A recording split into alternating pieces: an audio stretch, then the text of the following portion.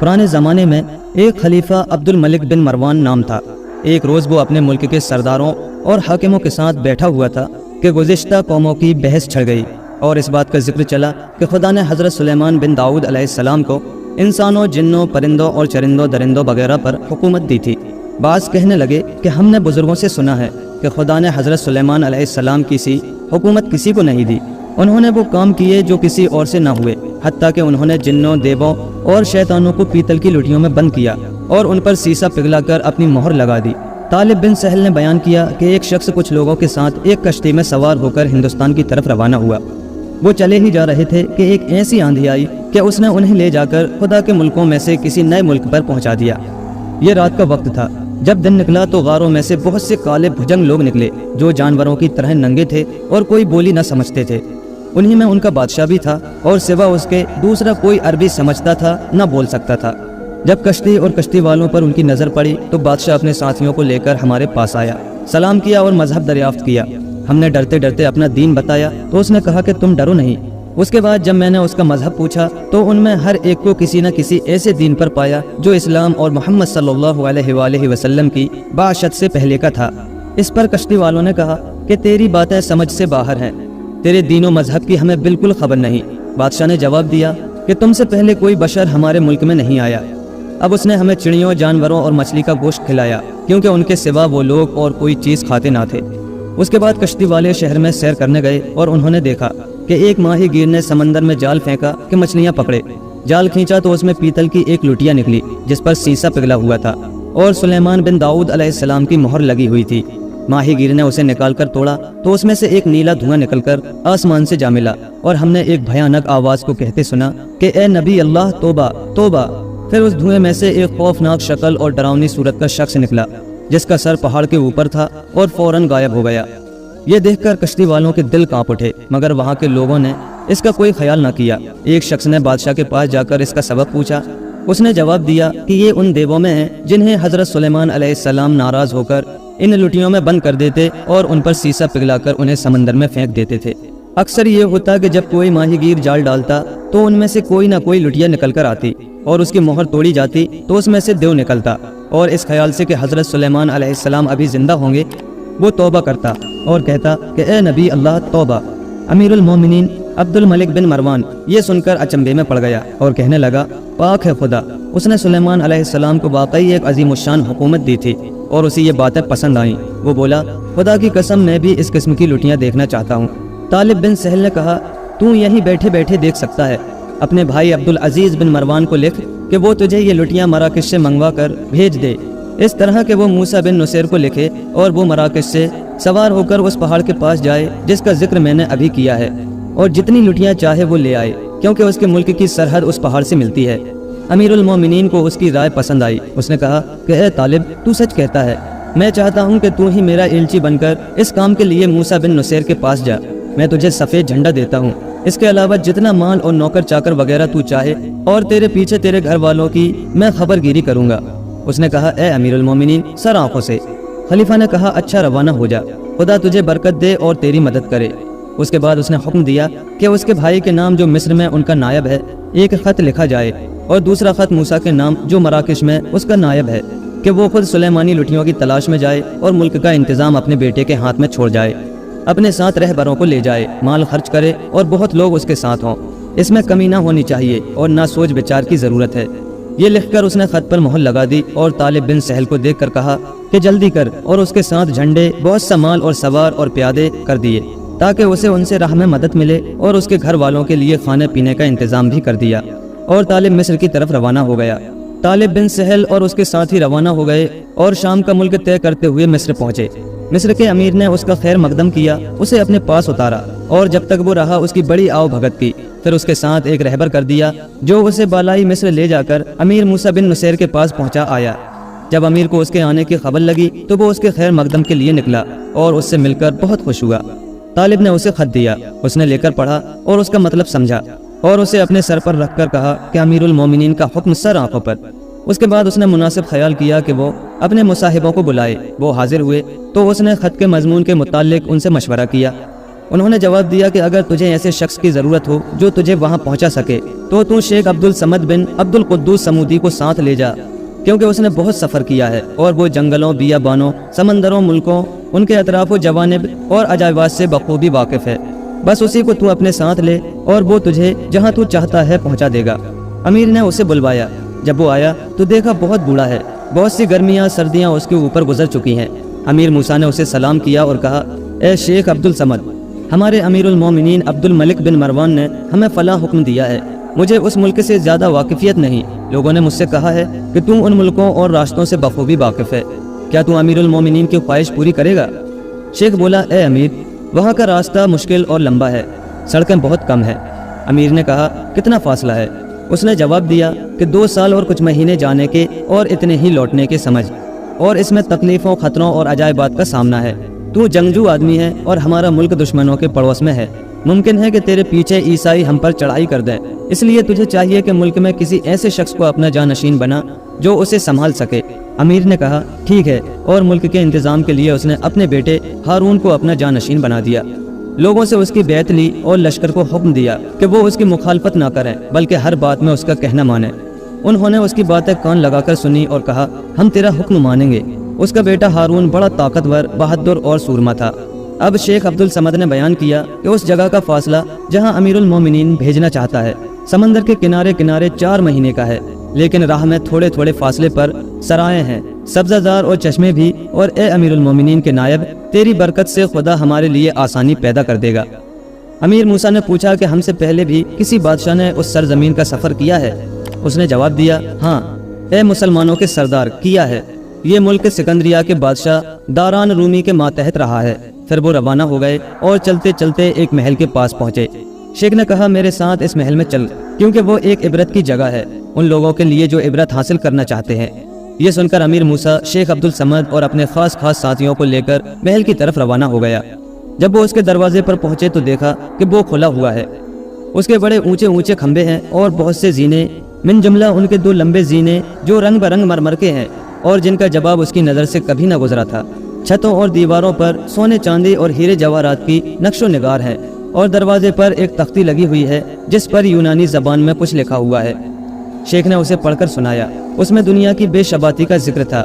امیر موسیٰ سن کر رونے لگا، یہاں تک کہ اسے غش آ گیا اور وہ کہنے لگا کہ کوئی معبود نہیں ہوا سوا اللہ کے، جو زندہ رہنے والا اور باقی ہے اور جسے کبھی زوال نہیں آنے کا۔ اس کے بعد وہ محل کے اندر داخل ہوا، اس کی تعمیر کی خوبصورتی پر اچنبھا کرنے لگا اور دیکھا کہ اس میں بہت سی تصویریں اور نقش و نگار ہیں، اور دوسرے دروازے پر کچھ لکھا ہوا ہے۔ امیر موسیٰ نے کہا، اے شیخ، آگے بڑھ اور اسے پڑھ۔ شیخ نے آگے بڑھ کر پڑھا، اس میں بھی دنیا کی بے شباتی کا ذکر تھا۔ امیر موسیٰ کے بے اختیار آنسو نکل پڑے، دنیا اس کی آنکھوں کے آگے اندھیری ہو گئی۔ وہ کہنے لگا کہ ہم واقعی آخرت کے بڑے کام کے لیے پیدا کیے گئے ہیں۔ اب لوگ محل کی سیر کرنے لگے۔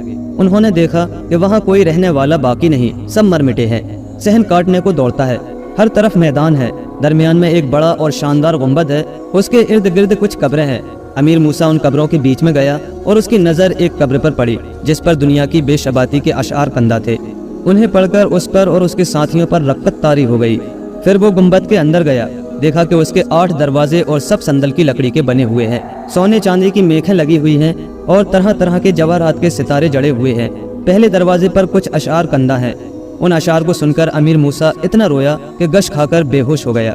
ہوش آیا تو وہ گنبد کے اندر گیا اور اس کی نظر ایک لمبی اور ڈراؤنی قبر پر پڑی جس پر چینی لوہے کی ایک تختی لگی ہوئی تھی۔ شیخ عبد الصمد نے اس کے قریب جا کر دیکھا تو اس پر یہ لکھا ہوا تھا، میں اللہ کا نام لیتا ہوں جو ہمیشہ رہنے والا ہے، میں اللہ کا نام لیتا ہوں جس نے نہ کسی کو جنا نہ جو جنایا گیا اور جس کا ہمسر کوئی نہیں، میں اللہ کا نام لیتا ہوں جو بڑی قوت اور دبدبے والا ہے، میں اللہ کا نام لیتا ہوں جو زندہ ہے اور مرتا نہیں۔ جب شیخ عبد الصمد یہ پڑھ چکا تو اس نے دیکھا کہ اس کے بعد یہ لکھا ہوا ہے، اے یہاں کے آنے والے، زمانے کے جو حوادث اور تغیرات تو یہاں دیکھ رہا ہے ان سے عبرت پکڑ، دنیا کی زیب و زینت، دغا بازی، بہتان، غرور اور خرافات کے دھوکے میں نہ آ، کیونکہ وہ خوشامدی، مکار اور دغا باز ہے۔ اس کی تمام چیزیں ادھار کی ہیں جنہیں وہ ان سے لے لے گی۔ وہ محض ایک خواب ہے جو سونے والا دیکھتا ہے اور ریگستان کا سراب ہے جسے پیاسا پانی سمجھتا ہے۔ انسان کے مرنے تک شیطان اسے دنیا کا سبز باغ دکھاتا ہے۔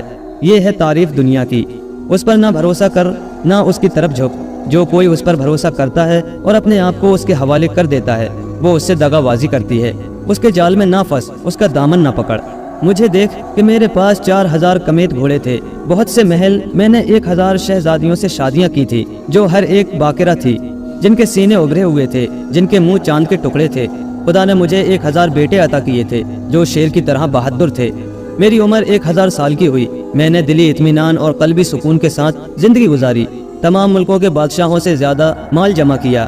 میں اس دھوکے میں رہا کہ یہ نعمتیں ہمیشہ رہیں گی اور انہیں کبھی زوال نہ ہوگا، لیکن مجھے معلوم بھی نہ ہوا اور یک بہ یک مزوں کو کرکری، صحبتوں کو تتر بتر، گھروں کو ویران، بستیوں کو اجاڑ، بڑوں چھوٹوں، بچوں لڑکیوں اور ماؤں کو فنا کر دینے والی موت آ پہنچی۔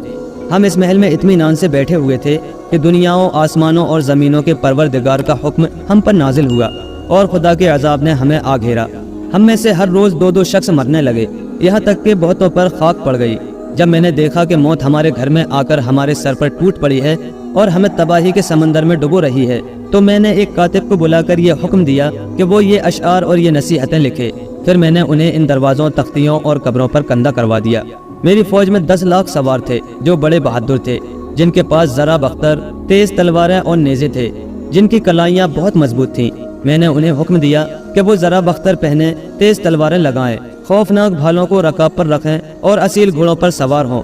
اس کے بعد جب وہ دنیاؤں اور زمینوں آسمان کے پروردگار کا حکم مجھ پر اترا تو میں نے ان سے کہا کہ کیا تم زبردست خدا کے اس حکم کو روک سکتے ہو؟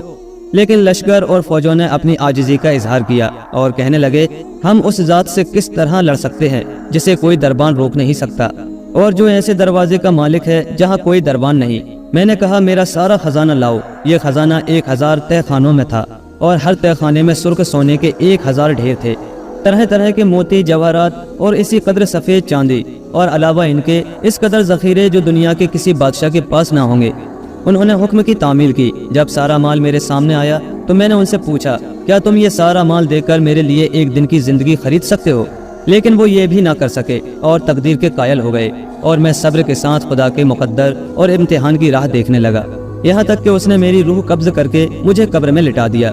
اگر تو میرا نام جاننا چاہتا ہے تو جان لے کہ میں کوش بن شداد بن عاد اکبر ہوں۔ قوموں کی تباہی کا یہ حال دیکھ کر امیر موسیٰ اتنا رویا کہ اس کی ہچکی بن گئی۔ وہ لوگ محل میں ادھر ادھر گھوم رہے تھے، اس کے مجلس قدوں اور تفریح گاہوں کی سیر کر رہے تھے کہ ان کی نظر ایک کھانے کی میز پر پڑی جس کے چاروں پائے مرمر کے تھے اور جس پر یہ لکھا ہوا تھا کہ اس میز پر 1000 بادشاہوں نے کھانا کھایا ہے جو کانے تھے، اور 1000 نے جن کی دونوں آنکھیں سلامت تھیں۔ وہ سب کے سب دنیا سے چل بسے اور قبروں میں جا کر رہنے لگے۔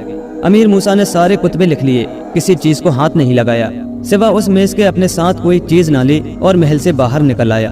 لشکر روانہ ہوا۔ شیخ عبدالصمد آگے آگے انہیں راستہ بتاتا جاتا تھا۔ ایک دن گزرا، پھر دوسرا، اس کے بعد تیسرا۔ چوتھے روز وہ ایک اونچے ٹیلے پر پہنچے۔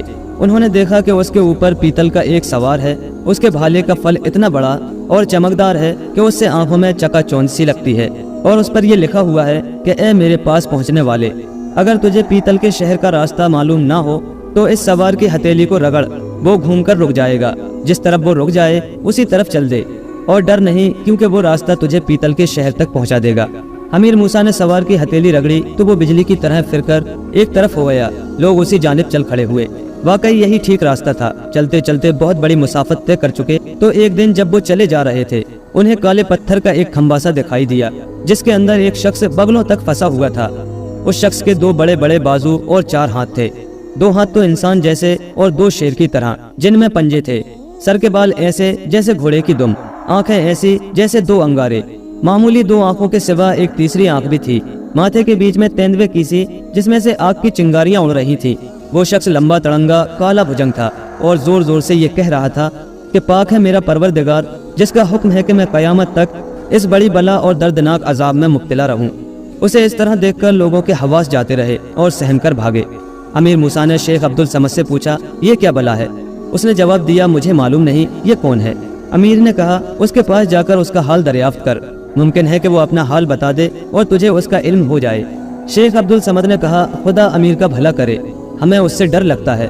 امیر نے کہا کہ ڈر نہیں، وہ تو اس حالت میں ہے کہ نہ تمہارا کچھ بگاڑ سکتا ہے نہ کسی اور کا۔ اب شیخ عبدالصمد نے اس کے پاس جا کر کہا، اے شخص، تیرا نام کیا ہے اور تیری یہ کیا حالت ہے؟ کس نے تجھے یہاں لا کر اس طرح رکھا ہے؟ وہ بولا میں دیو ہوں، جنات میں سے میرا نام داہش بن آمش ہے، قسمت نے مجھے لا کر یہاں باندھا اور قید کیا ہے، اور جب تک خدا چاہے گا مجھے اس عذاب میں مبتلا رکھے گا۔ امیر موسیٰ نے کہا اے شیخ عبدالصمد، اس سے یہ پوچھ کہ وہ اس کھمبے میں کیوں قید کیا گیا ہے۔ اس نے پوچھا تو دیو نے جواب دیا کہ میری کہانی عجیب ہے اور وہ یہ ہے، ابلیس کی اولاد میں سے کسی کا ایک بت تھا سرخ عقیق کا بنا ہوا، اور وہ میری سپردگی میں تھا۔ جزیروں کا ایک بڑا زبردست بادشاہ اس کی پوجا کیا کرتا تھا۔ اس کے ماتحت جنوں کی 10 لاکھ فوج تھی جو اس کے لیے تلواروں سے لڑتی اور مشکل کے وقت اس کے آڑے آتی۔ یہ جنات جو اس کی اطاعت کرتے میرے ماتحت تھے، جو کچھ میں انہیں حکم دیتا وہی کرتے، اور یہ وہی تھے جو حضرت سلیمان بن داؤد علیہ السلام کی فرما برداری سے باہر تھے۔ میں اس بت کے اندر جا کر ان کے لیے احکام صادر کرتا۔ بادشاہ کی بیٹی کو اس بت سے بڑی محبت تھی، وہ اس کے آگے اکثر سجدے کیا کرتی اور اس کی پوجا میں لگی رہتی۔ حسن و جمال میں وہ دنیا بھر میں لاجواب تھی۔ جب اس کی تعریف حضرت سلیمان علیہ السلام کے آگے کی گئی تو انہوں نے اس کے باپ کے پاس پیغام بھیجا کہ اپنی لڑکی کا بیاہ میرے ساتھ کر دے، اپنے عقیق کے بت کو توڑ ڈال اور اس بات کا اقرار کر کہ سوا اللہ کے کوئی معبود نہیں اور سلیمان علیہ السلام خدا کے نبی ہے۔ اگر تو نے یہ کیا تو ہمارا فائدہ تیرا فائدہ ہے اور ہمارا نقصان تیرا نقصان، اور اگر تو نے نہ مانا تو میں ایسا لشکر لے کر تجھ پر چڑھائی کروں گا جس کا تو مقابلہ نہیں کر سکتا۔ لہٰذا یا تو میرے سوال کا مناسب جواب دے ورنہ موت کا کفن پہن کر تیار ہو جا، کیونکہ میں ایسا لشکر لے کر آؤں گا جس سے زمین و آسمان بھر جائے گا اور تو فنا ہو جائے گا۔ جب سلیمان علیہ السلام کا ایلچی اس کے پاس پہنچا تو اس نے بہت برا مانا، مارے گھمنڈ کے اپنے آپ کو بڑا آدمی سمجھنے لگا، اور اپنے وزیروں سے کہا کہ سلیمان بن داؤد علیہ السلام کے بارے میں تمہارا کیا خیال ہے؟ اس نے مجھے پیغام بھیجا ہے کہ میں اپنی بیٹی اسے دوں، اپنا عقیق کا بت توڑ ڈالوں اور اس کا مذہب اختیار کر لوں۔ وہ بولے کہ اے عظیم الشان بادشاہ، تو اس بڑے سمندر کے اندر ہے، سلیمان علیہ السلام تیرا کیا کر سکتے ہیں؟ اگر وہ تجھ تک پہنچ بھی گئے تو بھی تیرا کچھ بگاڑ نہیں سکتے، کیونکہ جنات تیرے ساتھ ہو کر لڑیں گے اور بت جس کی تو پوجا کرتا ہے تیری مدد کرے گا، بشرطے کہ تو اس کی مدد مانگے۔ بہتر یہ ہے کہ تو اس بارے میں اپنے رب سے مشورہ کرے۔ رب سے مطلب ان کا وہی سرخ عقیق کا بت تھا، اور اس کی صلاح پر عمل کرے۔ اگر وہ لڑنے کا مشورہ دے تو لڑ، ورنہ صلح کر لے۔ یہ سن کر بادشاہ فوراً اپنے بت کے پاس گیا اور جانور ذبح کر کے قربانی چڑھائی، سجدے میں گر گیا اور رو رو کر کہنے لگا اے میرے پروردگار، میں تیری عزت اور احترام کرتا ہوں، مگر دیکھ سلیمان علیہ السلام تجھے توڑنے کے پیچھے ہاتھ دھو کر پڑے ہیں۔ اے میرے پروردگار، میں تجھ سے مدد مانگتا ہوں، جو تو حکم دے گا میں وہی کروں گا۔ اس کے بعد اس دیو نے جو آدھا کھمبے کے اندر تھا شیخ عبدالصمد سے کہا، اس کے ساتھی دیو کی باتیں سن رہے تھے کہ میں بت کے اندر گیا، اور چونکہ میں اپنی جہالت اور ناسمجھی کی وجہ سے سلیمان علیہ السلام کی تیاری سے بے خبر تھا، میں نے یہ جواب دیا کہ میں تو اس سے ڈرتا نہیں، کیونکہ میں ہر بات جانتا ہوں۔ اگر وہ مجھ سے لڑنا چاہتا ہے تو میں اس سے لڑنے کے لیے تیار ہوں اور اس کی روح نکال کر چھوڑوں گا۔ جب بادشاہ نے میرا جواب سنا تو اس کا دل مضبوط ہو گیا، اس نے خدا کے نبی سلیمان علیہ السلام سے لڑنے کا پکا ارادہ کر لیا۔ اس کے ایلچی کو خوب مارا، سخت جواب دیا، اور ایلچی کے ہاتھ انہیں کہلا بھیجا کہ تم اپنے آپ کو سمجھا کیا ہے؟ تو مجھے محض گیدڑ بھپکیاں دیتا ہے۔ اب اگر تو نے میرے اوپر چڑھائی نہ کی تو میں تجھ پر دھاوا بول دوں گا۔ ایلچی نے حضرت سلیمان علیہ السلام کے پاس جا کر سارا ماجرا اور جو کچھ اس کی گت بنی تھی سب کہہ سنایا۔ یہ سن کر خدا کے نبی سلیمان علیہ السلام نے قیامت برپا کر دی اور بڑی مستعدی کے ساتھ انسانوں، جنوں، جانوروں، پرندوں اور کیڑوں کا لشکر تیار کیا، اور اپنے وزیر دمریات جنوں کے بادشاہ کو حکم دیا کہ وہ جناتی دیووں کو ہر جگہ سے اکٹھا کرے۔ اس نے 60 کروڑ دیووں کو اکٹھا کیا۔ آصف بن برخیا کو انہوں نے حکم دیا کہ وہ اپنی انسانوں کی فوج جمع کرے، ان کی تعداد 10 لاکھ یا اس سے بھی زیادہ تھی۔ اس کے بعد انہوں نے لڑائی کا سامان اور ہتھیار تیار کیے اور اپنے جنوں اور انسانوں کے لشکر کو لے کر اڑن کھٹولے پر سوار ہو گئے۔ پرندے ان کے اوپر اڑتے ہوئے چلے اور درندے اڑن کھٹولے کے نیچے نیچے روانہ ہوئے، یہاں تک کہ وہ ایک میدان میں اترے اور بادشاہ کے جزیرے کو چاروں طرف سے گھیر لیا۔ ساری زمین لشکروں سے بھر گئی۔ جب اللہ کے نبی سلیمان علیہ السلام نے اتر کر اپنے لشکر کے ساتھ جزیرے کا محاصرہ کر لیا تو پھر انہوں نے ہمارے بادشاہ کے پاس پیغام بھیجا کہ لے میں آ گیا ہوں، اب اپنے آپ کو اس بلا سے بچا جو تجھ پر نازل ہوئی ہے، میری فرما برداری کر، میرے رسول ہونے کا اقرار کر، اپنے بت کو توڑ ڈال، اس ذات کی پرستش کر جو ایک ہے اور پرستش کے قابل ہے، اور اپنی بیٹی کی شادی حلال طریقے سے میرے ساتھ کر دے، اور تو اور تیرے ساتھی کہیں کہ ہم اقرار کرتے ہیں کہ سوا اللہ کے کوئی پرستش کے قابل نہیں، اور سلیمان علیہ السلام خدا کے نبی ہیں۔ اگر تو نے اس کا اقرار کر لیا تو تیرے لیے امن و امان اور سلامتی ہے، اگر تو نے انکار کیا تو جزیرے کی مضبوطی تجھے مجھ سے بچا نہیں سکتی، کیونکہ بزرگ اور برتر خدا نے ہوا کو میرا فرما بردار بنایا ہے، میں اسے حکم دوں گا کہ وہ مجھے اڑن کھٹولے پر اڑا کر تیرے پاس لے جائے، اور میں تیری وہ گت بناؤں گا کہ دوسرے لوگ اس سے عبرت پکڑیں گے۔ ایلچی نے بادشاہ کے پاس آ کر نبی اللہ سلیمان علیہ السلام کا پیغام پہنچا دیا۔ اس نے جواب دیا کہ جو وہ چاہتا ہے وہ نہیں ہوگا، اور اسے یقین دلایا کہ وہ خود حضرت سلیمان علیہ السلام کے مقابلے میں آ رہا ہے۔ ایلچی نے حضرت سلیمان علیہ السلام کے پاس جا کر بادشاہ کا جواب پہنچا دیا۔ اب بادشاہ نے ایلچی بھیج کر اپنے ملک میں سے 10 لاکھ جن اکٹھے کیے جو اس کے ماتحت تھے۔ ان کے علاوہ بہت سے دیو اور شیطان جو سمندر کے جزیروں اور پہاڑوں کی چوٹیوں پر رہتے تھے، ان کا لشکر تیار کر کے ہتھیاروں کے خزانے کھول دیے اور انہیں لشکر والوں میں تقسیم کر دیا۔ ادھر نبی اللہ سلیمان علیہ السلام نے اپنے لشکر کی اس طرح ترتیب دی کہ وہ 2 حصوں میں ہو کر لشکر کے دائیں بائیں ہو جائیں۔ پرندوں کو حکم دیا کہ وہ جزیرے میں رہیں اور دھاوے کے وقت اپنی چونچوں سے ان کی آنکھیں نکال لیں اور ان کے چہروں پر اپنے بازو ماریں، اور درندوں کو انہوں نے یہ حکم دیا کہ وہ ان کے گھوڑوں کو مار ڈالیں۔ سب نے جواب دیا کہ اے نبی اللہ، تیرا اور اللہ کا حکم سر آنکھوں پر۔ اب سلیمان علیہ السلام نے اپنے لیے ایک مرمر کا تخت لگوایا جس میں سرخ سونے کے پتھر لگے ہوئے اور جواہرات جڑے ہوئے تھے، اور اپنے وزیر آصف بن برقیہ کو داہنی طرف اور دوسرے وزیر دمریات کو بائیں طرف بٹھایا۔ انسانوں کے بادشاہوں کو داہنے اور جنات کے بادشاہوں کو بائیں پر کر لیا۔ پھر درندوں اور سانپوں کو آگے لے کر یک با یک ہم پر حملہ کر دیا۔ ہم 2 روز تک ایک بڑے میدان میں ان سے لڑتے رہے۔ تیسرے روز ہم پر بلا نازل ہوئی اور خدا کا حکم صادر ہوا۔ جس نے سلیمان علیہ السلام پر پہلا حملہ کیا وہ میں اور میرا لشکر تھا۔ میں نے اپنے ساتھیوں سے کہا کہ تم لوگ اپنی اپنی جگہ کھڑے رہو، میں جا کر دمریات کو جنگ کے لیے طلب کرتا ہوں۔ اتنے میں وہ اس طرح نکلا کہ گویا وہ ایک بہت بڑا پہاڑ تھا۔ آگ کے شعلے اس میں سے نکل رہے تھے اور دھواں بلند ہو رہا تھا۔ اس نے بڑھ کر مجھ پر ایک ایسا آگ کا گولا مارا کہ میری آگ ٹھنڈی پڑ گئی، اور زور سے چلایا، ایسا معلوم ہوتا تھا کہ آسمان میرے اوپر پھٹ پڑا ہو۔ اس کی آواز سے پہاڑ ہلنے لگے۔ اب اس نے اپنے لشکر کو حکم دیا اور وہ ایک ساتھ ہمارے اوپر ٹوٹ پڑے۔ ہم نے بھی ان پر حملہ کر دیا، ایک دوسرے کو للکارنے لگے، آگیں اڑنے لگیں، دھوئیں اٹھنے لگے اور گھمسان کی لڑائی ہونے لگی۔ پرندے ہوا میں لڑ رہے تھے، درندے زمین پر، اور میں دمریات سے لڑ رہا تھا، یہاں تک کہ اس نے مجھے، میں نے اسے تھکا مارا۔ آخر میں کمزور پڑ گیا۔ میرے ساتھی اور لشکر اتنے پریشان ہو گئے کہ بھاگ کھڑے ہوئے، اور نبی اللہ حضرت سلیمان علیہ السلام نے چلا کر کہا کہ پکڑو اس بڑے موذی اور ذیل منحوس کو۔ یہ سنتے ہی انسان انسانوں پر اور جن جنوں پر ٹوٹ پڑے۔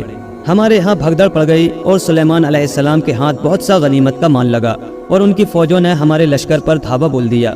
درندے ان کے دائیں بائیں تھے، اور پرندے ہوا میں سے کبھی اپنے پنجوں سے لوگوں کی آنکھیں نکالتے، کبھی اپنی چونچوں، کبھی اپنے پروں سے مارتے۔ درندے گھوڑوں پر حملہ کرنے اور سواروں کو پھاڑ کھاتے، حتیٰ کہ ہمارے ساتھی اس طرح زمین پر گرنے لگے جیسے کہ تاڑ کے تنے۔ یہ دیکھ کر میں دمریات کے سامنے سے بھاگا، مگر اس نے 3 مہینے تک میرا پیچھا کیا۔ آخر مجھے آ لیا اور میں گرفتار ہو گیا، جیسا کہ تم دیکھ رہے ہو۔ جب کھمبے والے دیو نے ان سے اپنی کہانی شروع سے لے کر کھمبے میں قید ہونے تک بیان کی تو انہوں نے پوچھا کہ پیتل کے شہر کا راستہ کون سا ہے؟ اس نے اشارے سے ہمیں اس شہر کے راستے پر لگا دیا۔ اگرچہ شہر پناہ میں 25 دروازے تھے، لیکن باہر سے ہمیں ایک بھی نظر نہ آتا تھا، بلکہ اس کا نشان تک دکھائی نہ دیتا تھا۔ اس کی شہر پناہ ایسی معلوم ہوتی تھی گویا پہاڑ کا ایک ٹکڑا ہے یا سانچے میں ڈھلا ہوا لوہا۔ سب لوگ میں امیر موسیٰ شیخ عبد الصمد کے ساتھ اتر پڑے، اور انہوں نے بڑی کوشش کی کہ دروازے کا پتہ لگائیں یا کسی ترکیب سے اس کے اندر داخل ہو سکیں، مگر انہیں کامیابی نہ ہوئی۔ امیر موسیٰ نے کہا، اے طالب، اس شہر کے اندر جانے کی کوئی تدبیر نکال، ہمیں چاہیے کہ اس کا دروازہ ڈھونڈ کر اس میں داخل ہو۔ طالب نے کہا، خدا امیر کا بھلا کرے، 2-3 دن صبر کر، خدا نے چاہا تو ہم اس کے اندر جانے کی کوئی تدبیر نکال لیں گے۔ امیر موسیٰ نے اپنے ایک غلام سے کہا کہ اونٹ پر سوار ہو کر شہر کے گرد چکر لگا، ممکن ہے کہ تجھے کسی دروازے کا نشان دکھائی دے یا ایسی جگہ جہاں مکانات ہوں اور وہ یہاں سے قریب ہوں۔ ایک غلام سوار ہو کر 2 دن رات اس کا چکر لگاتا رہا اور بغیر ٹھہرے برابر تیز چلتا رہا، اور تیسرے دن اپنے ساتھیوں کے پاس پہنچ گیا۔ جو کچھ اس نے شہر کی لمبائی اور بلندی دیکھی تھی اس سے اس کی عقل دنگ تھی۔ اس نے کہا، اے امیر، سب سے آسان جگہ یہی ہے جہاں تم لوگ ٹھہرے ہوئے ہو۔ اب امیر موسیٰ طالب بن سہل اور شیخ عبد الصمد کو لے کر پہاڑ کے اس حصے پر چڑھ گیا جو شہر کے مقابلے میں تھا۔ جب ان کی نظر شہر کے اندر پڑی تو انہیں معلوم ہوا کہ اس سے بڑھ کر بارونق شہر کسی نے نہ دیکھا ہوگا۔ اس کے محل اونچے تھے اور گنبد چمکیلے، مکانات شاندار، نہریں بہہ رہی تھیں، درخت پھلوں سے لدے ہوئے اور باغ سرسبز و شاداب۔ اس شہر کے دروازے بلند تھے، لیکن اس کے اندر نہ آدم تھا نہ آدم زاد۔ ہر طرف الو بول رہے تھے اور میدانوں میں چڑیاں چکر لگا رہی تھیں۔ कौवे गली कूचों में काएं काएं करते फिरते और मुर्दों की जानों को रोते। अमीर मूसा ठहर गया और अफसोस करने लगा कि उसमें एक भी रहने वाला नहीं, उजाड़ पड़ा है। उसने कहा, पाक है वो ज़ात जिसे ज़माना कभी नहीं बदलता और जिसने अपनी कुदरत से मखलूकात को पैदा किया है। वो खुदा की पाकी बयान ही कर रहा था कि उसकी नज़र एक तरफ जा पड़ी। देखा कि दूर से 7 तख्तियाँ सफ़ेद मरमर की चमक रही हैं। वो उनके करीब गया तो मालूम हुआ कि उन पर नक्शो निगार बने हुए हैं और कुछ लिखा हुआ है। उसने खुतबे के पढ़े जाने का हुक्म दिया। शेख अब्दुल समद ने आगे बढ़कर उसे गौर से देखा और पढ़ा। उसमें नसीहत, इबरत और मुमन्नात की बातें उन लोगों के लिए थीं जो समझदार हैं। पहली तख्ती पर यूनानी ज़बान में ये लिखा हुआ था, ए आदम की औलाद, जो चीज़ तेरे आगे आने वाली है उससे किस चीज़ ने तुझे तमाम उम्र गाफिल रखा है। तुझे मालूम नहीं कि तेरे लिए मौत का जाम भरा रखा है और तू उसे जल्द पीने वाला है। कब्र में जाने से पहले अपने ऊपर ध्यान कर। कहाँ हैं वो लोग जिन्होंने मुल्कों पर हुकूमत की है, बंदों को जलील किया है और फौज कशियाँ की हैं। खुदा की कसम, उन्हें मज़ों को किरकिरा, सोबतों को दिरहम बिरहम और भरे गाँव को तबाह करने वाली मौत ने आ घेरा और उन्हें वसी महलों से तंग कब्रों में जा पहुँचाया। ये सुनकर मूसा ने एक चीख मारी। उसके आंसू रुखसारों पर बहने लगे और उसने कहा, खुदा की कसम, बेहतरीन कामयाबी और सबसे बड़ी सच्चाई दुनिया से किनारा कशी है। उसके बाद उसने दवात और कलम मंगवाकर पहली तख्ती का कुतबा नकल कर लिया और दूसरी तख्ती की तरफ बढ़ा। देखा कि उस पर यह लिखा हुआ है, ए आदम की औलाद, तू अजल से किस धोखे में पड़ा हुआ है। मौत के आने का ख्याल तेरे दिल से क्यों निकल गया है? तुझे मालूम नहीं कि दुनिया तबाही का घर है और कोई इसमें ठहरता नहीं। तेरी निगाह हमेशा उसकी तरफ लगी रहती है, तू उसी से चिमटा रहता है। कहाँ हैं वो बादशाह जिन्होंने इराक को बसाया और दुनिया पर हुकूमत की? कहाँ हैं वो लोग जिन्होंने अस्फहान और खुरासान के मुल्कों को आबाद किया? मौत के बुलाने वाले ने उन्हें बुलाया, उन्होंने उसके हुक्म की तामील की और लब्बैक कहा। उनकी मजबूत इमारतों ने उनको कुछ फ़ायदा ना पहुँचाया और उनके माल ने जिसे वो गिन गिन कर जमा किया करते थे उनकी मौत को ना रोका। ये सुनकर अमीर मूसा रोने लगा और उसने कहा, खुदा की कसम, हम वाकई आखिरत के बड़े काम के लिए पैदा किए गए हैं। उसके बाद उस तख्ती का कुतबा नकल कर लिया और फिर तीसरी तख्ती की तरफ बढ़ा। उस पर लिखा हुआ था, ए आदम की औलाद, तू दुनिया की मोहब्बत में इतना महू है कि खुदा को बिल्कुल भूल गया। तेरी जिंदगी का हर दिन गुजरता जाता है और तू फिर काने और खुश है। आखिरत का तोशा तैयार कर और बंदों के परवरदिगार के सामने जवाबदही के लिए आमादा हो जा। ये सुनकर अमीर मूसा जार जार रोने लगा। उसके बाद वो चौथी तख्ती के पास गया। उस पर लिखा हुआ था, ए आदम की औलाद, तेरा मौला तुझे कब तक ढील देता चला जाएगा? तू तो अपने खेल कूद के समंदर में डूबता चला जा रहा है। हर रोज तुझे ऐसा मालूम होता है गोया तू कभी मरेगा ही नहीं। ए आदम की औलाद, अपने दिनों रातों और घंटों के लहू लुआब और गफलतों के धोखे में ना आ, बल्कि यकीन जान के मौत तेरी घात में लगी बैठी है और तेरे सर पर सवार है। वो हर रोज सुबह शाम तुझे सलाम करने आती है। उसके हमले से बचता रहे और उसके लिए तैयारी कर। तूने अपनी जिंदगी को यूं ही तबाह किया है और अपनी मजेदार घड़ियों को यूं ही बर्बाद किया है जिस तरह मैं किया करता था। मेरी बात सुन और सरदारों के सरदार पर भरोसा कर। दुनिया हमेशा एक सी नहीं रहती, बल्कि वो मकड़ी के जाले की तरह है। अमीर मूसा ये सुनकर तड़प उठा और तमाम कुतबों को नकल कर लिया। दुनिया का नक्शा उसकी आंखों के आगे खिंच गया। फिर वो पहाड़ से उतरकर अपने लश्कर में आया और लोग दिन भर शहर में दाखिल होने की तदबीरें सोचते रहे। अमीर मूसा ने खलीफा के वकील तालिब बिन सहल और अपने उन खास मुसाहिबों से जो उसके इर्द गिर्द थे कहा कि कोई तरकीब निकालो जिससे हम शहर के अंदर जाकर उसके अजायबात देखें और मुमकिन है कि हमें वो चीज़ भी मिल जाए जिसकी वजह से अमीरुल मोमिनीन का कुर्ब हासिल कर सकें। तालिब बिन सहल ने कहा, खुदा अमीर को नेमतों से माला माल करे। हम एक सीढ़ी बनाकर उस पर चढ़ेंगे और अंदर जाकर उसके दरवाजे का पता लगाएंगे। अमीर मूसा बोला, यही बात मेरे दिल में भी आती है और यही बेहतर राय है।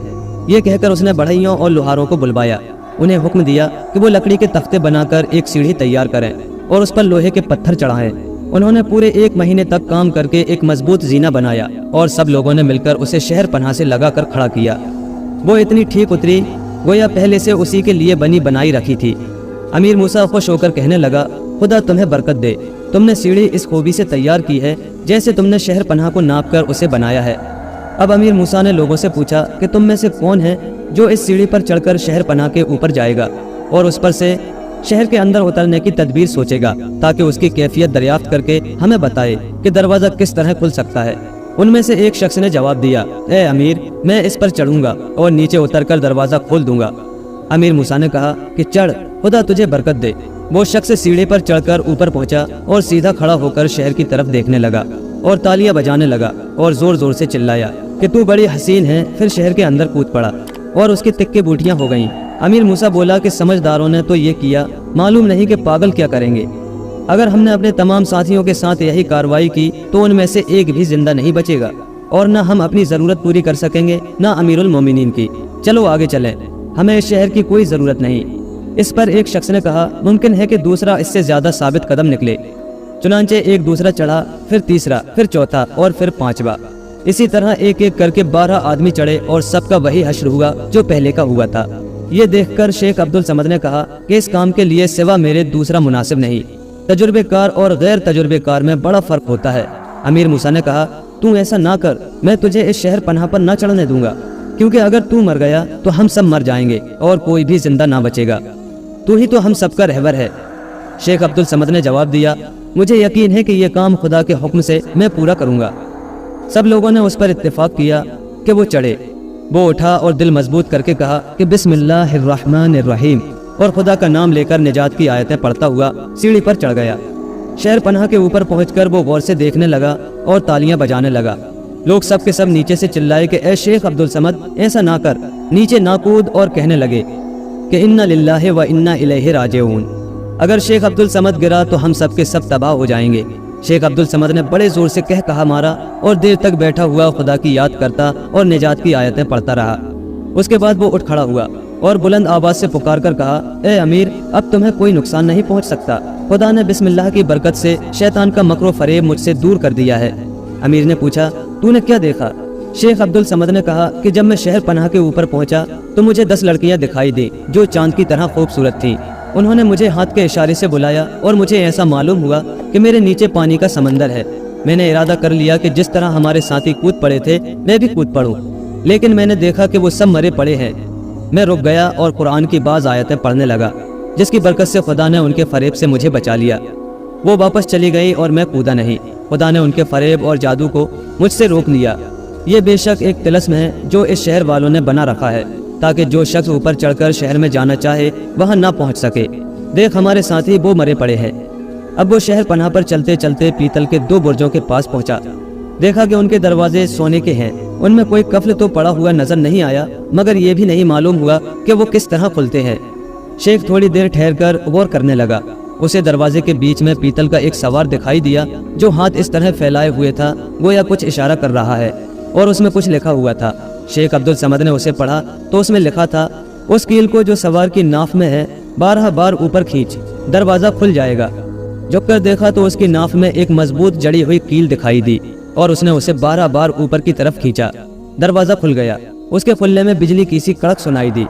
شیخ عبدالصمد اس میں داخل ہو کر ایک لمبی دہلیز پر پہنچا، اور چند سیڑھیاں اترنے کے بعد بہت سے خوبصورت چبوترے دکھائی دیے جن پر مردے بیٹھے ہوئے تھے۔ ان کے اوپر خوبصورت ڈھالیں، تیز تلواریں اور چلے دار کمانیں جن میں تیر لگے ہوئے تھے نظر آئیں۔ دروازے کے پیچھے ایک لوہے کا کھمبا، لکڑی کے جنگل، خوبصورت تالے اور دوسری مضبوط چیزیں تھیں۔ شیخ عبدالصمد اپنے دل میں کہنے لگا کہ دروازوں کی کنجیاں انہی میں سے کسی کے پاس ہو سکتی ہیں۔ غور کیا تو اسے ایک بوڑھا شخص دکھائی دیا جو ان سب سے زیادہ عمر والا معلوم ہوتا تھا اور بیچ میں ایک اونچے چبوترے پر بیٹھا تھا۔ شیخ عبدالصمد نے سوچا کہ ہو نہ ہو شہر کی کنجیاں اسی بوڑھے کے پاس ہوں گی۔ ایسا معلوم ہوتا ہے کہ یہ شہر کا حاجب ہے اور یہ سب لوگ اس کے ماتحت۔ شیخ نے اس کے پاس جا کر اس کے کپڑے اٹھائے، دیکھا کہ کنجیاں سچ مچ اس کی کمر سے لٹک رہی ہیں۔ کنجیاں دیکھ کر وہ خوشی کے مارے اچھلنے لگا۔ اب وہ کنجیاں لے کر دروازے کے پاس گیا، تالے کھول کر جنگلے اور دوسری چیزیں وہاں سے ہٹائیں، دروازے کو کھینچا، وہ بھی کھل گیا۔ دروازہ اتنا بڑا تھا کہ کھلتے وقت اس میں سے بجلی کی سی آواز سنائی دی۔ یہ آواز سن کر شیخ اور اس کے ساتھ تمام لوگ تکبیر پڑھنے لگے اور خوش ہو گئے۔ امیر موسیٰ شیخ عبدالصمد کی سلامتی پر بہت خوش ہوا کہ اس نے شہر کا دروازہ کھول دیا اور سب لوگ اس کے شکر گزار ہوئے۔ اب سارا لشکر شہر میں جانے کے لیے دوڑ پڑا، لیکن امیر موسیٰ نے چلا کر کہا کہ جو باتیں پیش آ چکی ہیں ان کی وجہ سے یہ مناسب نہیں معلوم ہوتا کہ ہم سب کے سب ایک ساتھ داخل ہوں، بلکہ آدھے اندر جائیں اور آدھے باہر ٹھہریں۔ اس کے بعد امیر موسیٰ نے آدھے لوگوں کو اپنے ساتھ لیا اور وہ ہتھیار لگا کر اس کے ساتھ اندر گئے۔ دیکھا کہ ان کے ساتھی مرے پڑے ہیں، انہیں دفن کیا۔ ان کی نظر دربانوں، نوکروں، حاجبوں اور نبابوں پر پڑی جو ریشم کے فرش پر مردہ پڑے تھے۔ اس کے بعد وہ شہر کے بازار میں گئے، دیکھا کہ بڑا شاندار بازار ہے، عمارتیں اونچی اونچی ہیں مگر ایک سے ہو کر دوسرے میں راستہ نہیں، دکانیں کھلی پڑی ہیں، तराजुएं लटकी हुई और पीतल के बर्तन एक कतार में रखे हुए हैं। सराय मालो असबाब से फटी पड़ी हैं। दुकानों में सौदागरों के मुर्दे ही मुर्दे देखे, जिनकी खालें सूख गई हैं, हड्डियां सड़ गई हैं और उन्हें देखने से इबरत हासिल होती है। इसी तरह उन्होंने 4 बाजार देखे जो अलग अलग थे और जिनकी हर दुकान मालो असबाब से भरी हुई थी। उनसे गुजरकर वो रेशम के बाजार में गए। रेशम के ढेर लगे हुए थे।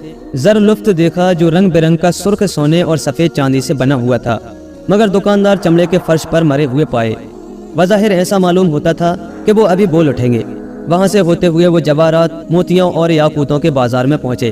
फिर सर्राफों के बाजार में देखा कि उन्हें भी सांप सूंघ गया है। उनके नीचे तरह तरह के पुख्ता और कच्चे रेशम के फर्श बिछे हुए हैं और उनकी दुकानों में सोना चांदी भरा पड़ा है। आगे बढ़े तो अत्तारों के बाजार में आए। तरह तरह के इत्र, मुश्क, अंबर, ऊद, अगर और काफूर वगैरह की बोरियां दिखाई दी, मगर उनके मालिकों का वही हाल था। अत्तारों के बाजार से निकलकर उन्हें करीब में एक मजबूत और शानदार महल दिखाई दिया। अंदर गए, देखा कि झंडे लहलहा रहे हैं, तलवारें म्यानों से निकली पड़ी हैं, कमानों पर चिल्ले चढ़े हुए हैं, ढाले सोने और चांदी की जंजीरों में लटकी हुई हैं। होदों पर सुर्ख सोने का पानी चढ़ा हुआ है और महल की दहलीज में हाथी दांत के चबूतरे हैं जिन पर सोने के पत्थर चढ़े हुए हैं। रेशम का फर्श बिछा हुआ है और उन पर लोग बैठे हुए हैं जिनकी खालें हड्डियों पर सूख कर रह गई हैं। ना समझो कि ख्याल में वो सो रहे हैं, मगर दरअसल वो नारे भूख के मर गए हैं। ये देखकर अमीर मूसा ठहर गया और खुदा की पाकी बयान करने लगा। उसने देखा कि ये महल कैसा खूबसूरत और मजबूत है। इसमें बहुत ज़्यादा लाजूर्द का काम है और इस पर दुनिया की बेशबाती के अशार कंदा है, जिन्हें पढ़कर अमीर मूसा इतना रोया कि उसे गश आ गया। उसके बाद उसने हुक्म दिया कि इन अशार को नकल कर लिया जाए और खुद महल के अंदर दाखिल हो गया। महल के अंदर जाकर अमीर मूसा ने देखा कि वहाँ एक बहुत बड़ा कमरा है और 4 दीवान खाने हैं, बहुत बड़े, शानदार, कुशादा और एक दूसरे के आमने सामने। उन पर रंग बिरंग सोने चांदी की मीनाकारी की हुई है और बीच में मरमर का एक बड़ा सा हौज है जिस पर ज़रे वक्त का सामियाना लगा हुआ है। दीवान खानों के चारों तरफ खूबसूरत हौज और मरमर के फव्वारे हैं। उनके नीचे 4 नहरें बह रही हैं और ये चारों नहरें एक बड़े तालाब में जाकर गिरती हैं जिस पर तरह तरह के मरमर की पट्टी है और ये चारों नहरें एक बड़े तालाब में जाकर गिरती हैं। अमीर मूसा ने शेख अब्दुल समद से कहा कि आ इन दीवान खानों में चलें। जब दीवान खाने में दाखिल हुए तो उन्होंने देखा कि उसमें सोना, चांदी, मोती, जवाहरात, याकूत और उम्दा उम्दा मादनियात है।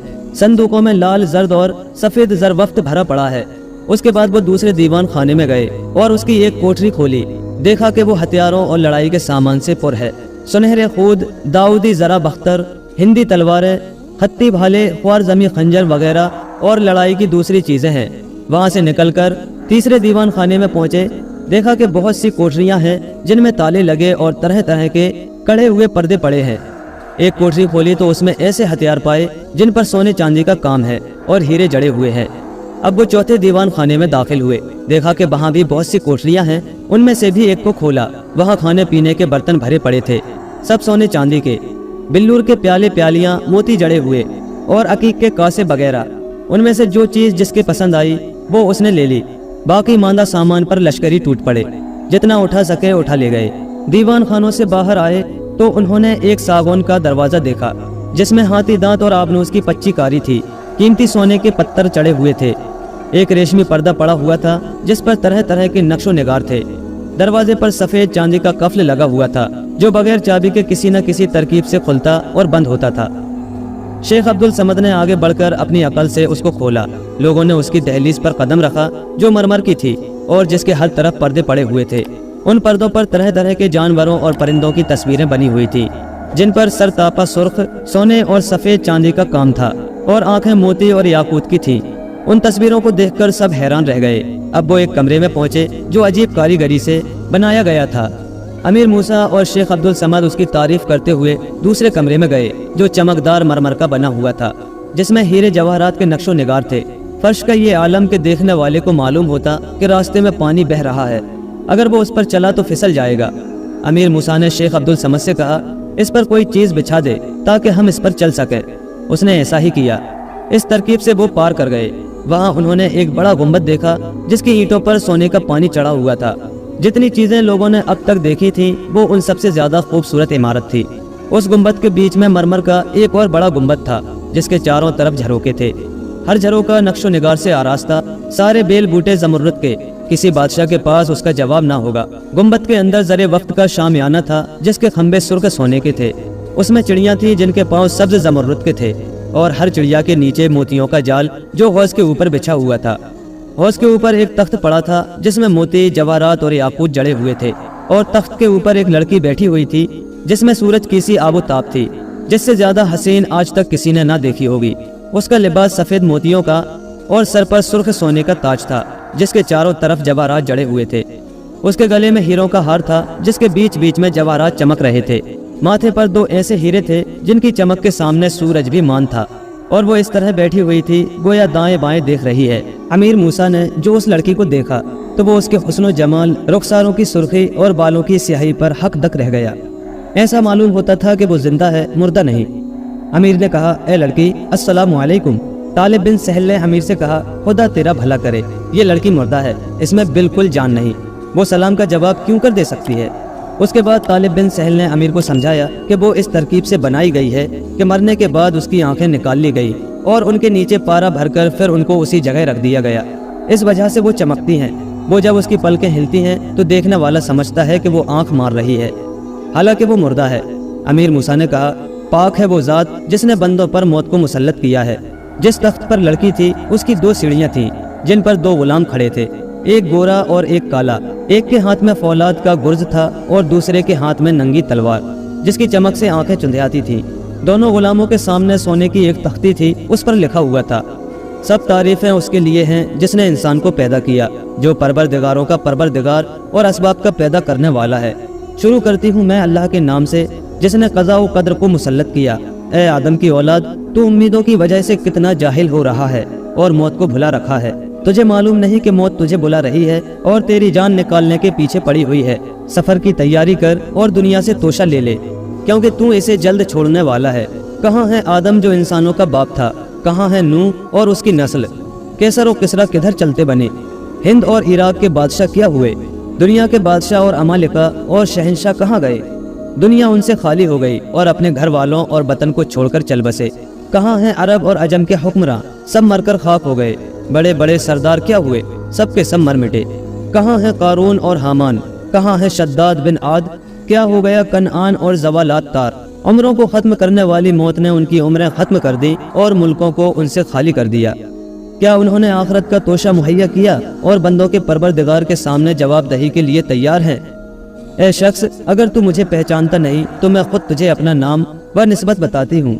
मैं उन अमालिका बादशाहों की बेटी तदमरा हूँ जिन्होंने मुल्कों पर इंसाफ के साथ हुक्मरानी की है। मेरी हुकूमत के बराबर किसी बादशाह की हुकूमत ना थी। मैंने अदल के साथ फैसले किए, रियाया के साथ इंसाफ किया और बेहद बख्शिशें की हैं और बहुत दिनों तक खुशी और ऐशो इशरत से ज़िंदगी बसर की है। लोंडियों और गुलामों को आज़ाद किया है, यहाँ तक कि मौत ने आकर दस्तक दी और मुसीबतें सर पर सवार हो गई। इसकी वजह यह हुई कि 7 बरस तक बराबर मेह नहीं बरसा और कोई सब्जी नहीं उगी। पहले तो जो कुछ हमारे पास बचा कुचा था वो खाया, फिर जानवरों की तरफ मुतवज्जा होकर उन्हें ज़िबा करके अपना पेट भरा। उसके बाद मैंने खजाना खोला और माल तोल तोल कर मुअत्तबर शख्सों के हाथ उन्हें मुल्क दर मुल्क भेजा। वो हर जगह गए, उन्होंने कोई शहर ना छोड़ा जहाँ ना गए हो और खाने पीने का सामान ना ढूंढा हो। लेकिन जब उन्हें कुछ ना मिला तो बहुत अरसे बाद वो सारा माल लेकर लौट आए। फिर हमने अपना माल और ज़ख़ीरा खोल कर रख दिया और शहर के किलों के दरवाजे बंद करके अपने आप को खुदा के हुक्म के हवाले कर दिया। और जैसा कि तू देख रहा है, सब मर मिटे। हमने जो कुछ तामीर किया था और जो कुछ जमा किया था छोड़कर चल बसे। ये है सारा वाक़या और हकीकत। अब महज उसका निशान बाकी रह गया है। ये सुनकर अमीर मूसा रोने लगा और फिर उसने ये पढ़ा कि खुदा की कसम, तकवा और तहकीक तमाम बातों की जड़ है और उनका मजबूत रुकन। मौत हक है और ऐसा वादा जो यकीनी पूरा होगा, और ऐ शख्स उसी के पास लौट कर जाना है। इबरत पकड़ इन लोगों से जो तुझसे पहले खाक में मिल चुके हैं और तैयारी कर आखिरत की। तुझे मालूम नहीं कि बुढ़ापा तुझे कब्र की तरफ बुला रहा है और बालों की सफ़ेदी तेरा नूहा कर रही है। दुनिया से सफ़र और आखिरत के हिसाब व किताब के लिए तैयार हो जा। ए आदम की औलाद, तेरा दिल कितना सख्त है, वरना तू अपने परवरदिगार से क्यों बहकर दूर जा पड़ता। कहाँ हैं पुरानी नस्लें जो लोगों के लिए इबरत हैं। कहाँ गए चीन के बादशाह जो बड़े ताकतवर और शानदार थे। क्या हुआ आद बिन शद्दाद और जो कुछ उसने बनाया और तामीर किया था। कहाँ गया नमरूद जिसने घमंड की वजह से खुदा की नाफरमानी की।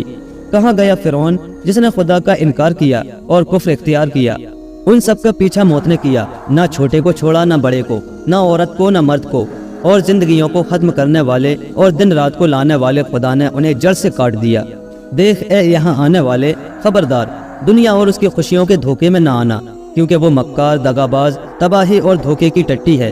نیک بخت ہے وہ شخص جو اپنے گناہوں کو یاد کر کے اپنے خدا سے ڈرتا ہے، اپنی حالت سدھارتا اور آخرت کے لیے توشہ تیار کرتا ہے۔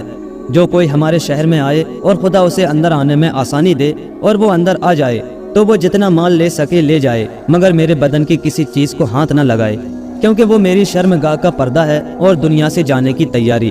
لہٰذا خدا سے ڈر اور اس میں سے کوئی چیز نہ اتار، ورنہ تو ہلاک ہو جائے گا۔ یہ ہے تیرے لیے میری نصیحت اور تیرے پاس میری امانت۔ والسلام۔ اب میں خدا سے دعا مانگتی ہوں کہ وہ تمہیں بلاؤں اور بیماریوں سے بچائے۔ جب امیر موسیٰ نے یہ باتیں سنی تو وہ اتنا رویا کہ اسے غش آ گیا۔ ہوش آیا تو اس نے جو کچھ لکھا دیکھا تھا سب نقل کر لیا۔ اس کے بعد اس نے اپنے ساتھیوں سے کہا کہ بوریاں لا کر انہیں ان مالوں، برتنوں اور نایاب چیزوں اور جواہرات سے بھر لو۔ طالب بن سہل نے امیر موسیٰ سے کہا، اے امیر، کیا ہم اس لڑکی کو چھوڑ دیں؟ اس کا لباس اور زیور نہ اتاریں؟ وہ تو ایسی چیز ہے جس کا جواب نہیں اور کبھی اس کی مثال دیکھی نہیں۔ جتنے تحفے تو لے جانا چاہتا ہے ان سب سے یہ قیمتی ہے اور امیر المومنین کے قرب حاصل کرنے کا بہترین ذریعہ۔ امیر موسیٰ نے کہا، اے فلاں شخص، کیا تو نے وہ وصیت نہیں پڑھی جو اس لڑکی نے اس تختی میں لکھی ہوئی ہے؟ خاص کر یہ کہ اس نے اسے بطور امانت کے ہمارے سپرد کیا ہے، ہم امانت میں خیانت کرنے سے رہے۔ وزیر طالب نے کہا کہ کیا ان دو دیووں کی وجہ سے ہم یہ سارا مال اور جواہرات چھوڑ دیں؟ وہ تو مردہ ہیں، وہ ان چیزوں کا کیا کرے گی؟ یہ تو دنیا کی زیب و زینت ہے اور زندوں کے لیے خوبصورتی کا باعث۔ اسے روئی کا کپڑا پہنا سکتا ہے، اس کی پوشاک کے ہم اس سے زیادہ مستحق ہیں۔ اس کے بعد وہ زینے کے پاس جا کر اس کی سیڑھیوں پر چڑھا اور دو کھمبوں کے بیچ میں گیا جہاں دو کالے اور گورے شخص تھے۔ ان میں سے ایک نے اس کی پیٹھ پر گرز مارا اور دوسرے نے اس تلوار سے جو اس کے ہاتھ میں تھی ایسا وار کیا کہ اس کا سر کٹ گیا اور وہ مر کر گر پڑا۔ امیر موسیٰ نے کہا کہ اللہ تیری قبر پر رحم نہ کرے۔ یہ مال و اسباب بہت کافی تھا، مگر لالچ لالچی کو ذلیل کرتا ہے۔ اب اس نے کہا کہ لشکر اندر بلایا جائے۔ لشکریوں نے اندر آ کر مال و اسباب، ہیرے جواہرات اونٹوں پر لاد لیے۔ امیر موسیٰ نے حکم دیا کہ دروازہ پہلے کی طرح بند کر دیا جائے۔ اس کے بعد وہ سمندر کے کنارے کنارے چل دیے، حتیٰ کہ وہ ایک اونچے پہاڑ کے پاس پہنچے جو سمندر کے کنارے تھا۔ وہاں بہت سے غار تھے جن میں کالے آدمیوں کی بستیاں ہیں۔ ان کا لباس چمڑے کا تھا اور ٹوپیاں بھی چمڑے کی۔ ان کی زبان سمجھ میں نہیں آتی تھی۔ جب انہوں نے لشکر کو دیکھا تو ڈر کر اپنے غاروں کے اندر بھاگ گئے، مگر ان کی عورتیں اور بچے غاروں کے دروازوں پر کھڑے رہے۔ امیر موسیٰ نے پوچھا، اے شیخ عبد الصمد، یہ کون لوگ ہیں؟ اس نے جواب دیا کہ وہی جن کی تلاش امیر المومنین کو ہے۔ اب انہوں نے وہاں اتر کر ڈیرے ڈال دیے اور سامان اتارا۔ ابھی وہ دم بھی نہ لینے پائے تھے کہ کالوں کا بادشاہ پہاڑ پر سے اتر کر لشکر کے پاس آیا۔ چونکہ وہ عربی جانتا تھا، اس نے امیر موسیٰ کے پاس جا کر سلام کیا۔ امیر موسیٰ نے سلام کا جواب دیا اور اسے عزت سے بٹھایا۔ کالوں کے بادشاہ نے امیر موسیٰ سے پوچھا کہ تم لوگ انسان ہو یا جنات؟ امیر نے جواب دیا کہ ہم لوگ تو انسان ہیں، مگر تم لوگ ضرور جنات میں سے ہوگے، کیونکہ تم انسانوں سے کنارہ کش ہو کر اس پہاڑ میں رہتے ہو اور بڑے ڈیل ڈول والے ہو۔ کالوں کے بادشاہ نے کہا، نہیں، بلکہ ہم آدمی ہیں اور حام بن نوح علیہ السلام کی اولاد میں سے ہیں، اور جو یہ سمندر ہے اس کا نام کرکر ہے۔ امیر موسیٰ نے کہا کہ تمہارے پاس یہ علم کیوں کر پہنچا، حالانکہ اس جیسے ملک میں تمہارے پاس کوئی نبی تو نہیں آیا ہوگا جس پر وحی نازل ہوئی ہو۔ اس نے کہا، اے امیر سن، ہمارے پاس اس سمندر میں سے ایک شخص آتا ہے جس کا نور چاروں طرف پھیل جاتا ہے، اور وہ ایسی بلند آواز سے بولتا ہے کہ قریب اور دور والے سب سن لیتے ہیں۔ وہ کہتا ہے، اے حام کی اولاد، شرم کرو اس شخص سے جو دیکھتا ہے اور دکھائی نہیں دیتا، اور کہو کہ سوا خدا کے کوئی پرستش کے قابل نہیں، اور محمد صلی اللہ علیہ وآلہ وسلم اللہ کے بھیجے ہوئے رسول ہے۔ میں ابو العباس خضر ہوں۔ پہلے ہم لوگ اپنے میں سے کسی نہ کسی کی پوجا کرتے تھے، لیکن انہوں نے ہم سے کہا کہ ہم بندوں کے پروردگار کی پرستش کیا کریں، اور انہوں نے ہمیں چند کلمے سکھائے ہیں جنہیں ہم پڑھا کرتے ہیں۔ امیر موسیٰ نے پوچھا کہ وہ کون سے کلمے ہیں؟ اس نے کہا کہ سوا اللہ کے اور کوئی بھی پرستش کے قابل نہیں، اس میں کوئی دوسرا اس کا شریک نہیں، حکومت اسی کی حکومت ہے اور تعریف اسی کی تعریف ہے، وہی زندگی دیتا ہے وہی موت، اور وہ ہر بات پر قادر ہے۔ یہی کلمے پڑھ کر ہم خدا کا قرب حاصل کرنا چاہتے ہیں، اور سوا ان کے ہمیں اور کچھ نہیں آتا۔ ہر جمعے کی رات کو ہمیں زمین کے اوپر ایک نور دکھائی دیتا ہے اور ایک آواز سنائی دیتی ہے کہ پاک اور مقدس ذات، فرشتوں اور روحوں کا پروردگار، خدا جو چاہتا ہے ہو جاتا ہے اور جو نہیں چاہتا نہیں ہوتا۔ ہر نعمت خدا کی طرف سے عنایت ہے اور سوا بزرگ اور برتر خدا کے کوئی قدرت اور طاقت والا نہیں۔ امیر موسیٰ نے اس سے کہا کہ ہم اسلام کے بادشاہ عبد الملک بن مروان کے آدمی ہیں اور تمہارے ہاں سے وہ پیتل کی لٹیاں لینے آئے ہیں جو تمہارے سمندر میں پائی جاتی ہیں، جن میں حضرت سلیمان بن داؤد علیہ السلام کے وقت سے شیطان بند ہے۔ بادشاہ نے حکم دیا کہ ہم اس کے لیے وہ لٹیاں مہیا کریں تاکہ وہ انہیں دیکھے اور خوش ہو۔ کالوں کے بادشاہ نے لٹیاں دینے کا وعدہ کیا، انہیں مچھلی کا گوشت کھلایا اور غوطہ مارنے والوں کو حکم دیا کہ وہ چند سلیمانی لٹیاں سمندر میں سے نکال لائیں۔ غوطہ خور جا کر 12 لٹیاں نکال لائے۔ امیر موسیٰ، شیخ عبد الصمد اور سارے لشکری بہت خوش ہوئے کہ امیر المومنین کی خواہش پوری ہو گئی۔ امیر موسیٰ نے کالوں کے بادشاہ کو بہت سے تحفے تحائف دیے۔ اس نے بھی امیر موسیٰ کو سمندر کے عجائبات بطور تحفہ دیے جن کی شکل انسان کی سی تھی، اور کہا ہم نے 3 دن تک اسی مچھلی کے گوشت سے تمہاری میزبانی کی ہے۔ امیر موسیٰ نے کہا ہم ان میں سے ضرور امیر المومنین کے لیے لے جائیں گے اور وہ سلیمانی لٹیوں سے زیادہ انہیں دیکھ کر خوش ہوگا۔ اب وہ لوگ بادشاہ سے رخصت ہوئے۔ سفر کرتے کرتے شام پہنچے اور امیر المومنین عبد الملک بن مروان کے پاس جا کر امیر موسیٰ نے جو کچھ دیکھا تھا اور جو اشعار اور خبریں اور نصیحتیں وہ لایا تھا سب سنائیں اور طالب بن سہل کی سرگزشت بھی بیان کی۔ امیر المومنین نے کہا کاش میں تمہارے ساتھ ہوتا اور جو کچھ تم نے دیکھا ہے میں بھی دیکھتا۔ پھر اس نے لٹیاں لے کر ایک ایک کو کھولنا شروع کیا۔ ان میں سے شیطان نکلتے اور کہتے کہ اے خدا کے نبی توبہ، اب ہم پھر ایسا کبھی نہ کریں گے۔ یہ دیکھ کر عبد الملک بن مروان کو بڑا اچنبھا ہوا۔ اس کے بعد جو طرح طرح کی سمندری مچھلیاں کالوں کے بادشاہ نے انہیں کھانے کے لیے دی تھی، ان کے لیے انہوں نے لکڑی کے حوض بنوائے اور ان میں پانی بھر کر ان میں رکھا، مگر گرمی کی وجہ سے وہ مر گئیں۔ اب امیر المومنین نے مال و اسباب منگوا کر مسلمانوں میں بانٹ دیا اور کہا کہ واقعی جو کچھ خدا نے حضرت سلیمان بن داؤد علیہ السلام کو دیا تھا کسی اور کو نہیں دیا۔ اس کے بعد امیر موسیٰ نے امیر المومنین سے درخواست کی کہ میرے بیٹے کو میری جگہ والی بنا دے اور میں خدا کی عبادت کرنے کے لیے بیت المقدس چلا جاؤں۔ امیر المومنین نے اس کے بیٹے کو والی بنا دیا۔ وہ بیت المقدس